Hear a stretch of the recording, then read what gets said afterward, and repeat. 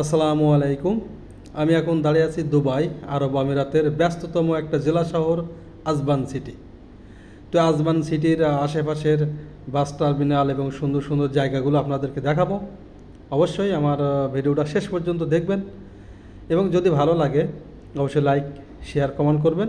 আর যারা আমার পরিবারের সাথে এখনও যুক্ত হন নাই অবশ্যই আমার পরিবারের সাথে যুক্ত হয়ে যাবেন।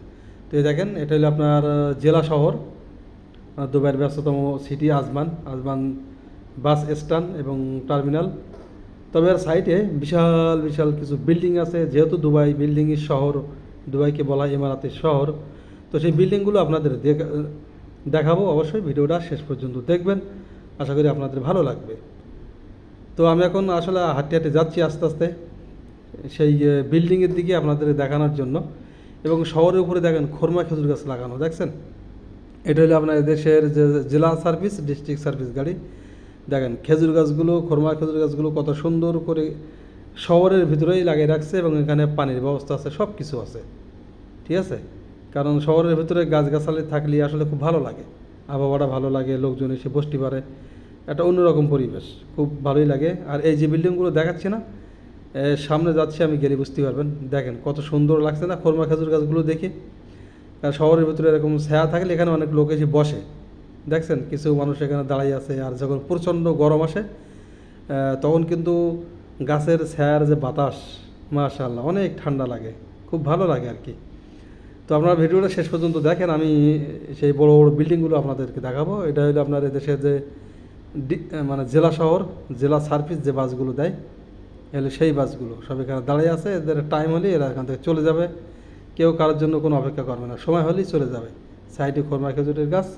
তো আমি আপনাদেরকে এখন সেই বিল্ডিংগুলো দেখানোর চেষ্টা করব, যে বিল্ডিংগুলোর কথা আমি বলছিলাম, যে অনেক বড় বড় বিল্ডিং, বিশাল বিশাল টাওয়ার। তো সেইগুলো এখন আস্তে আস্তে আস্তে আস্তে আস্তে আপনাদেরকে আমি দেখানোর চেষ্টা করতেছি।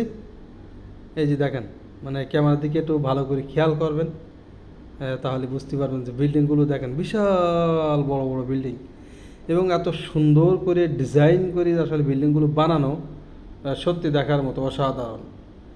দুবাইকে এই জন্য বলা হয় যে বিল্ডিংয়ের শহর, দেখছেন?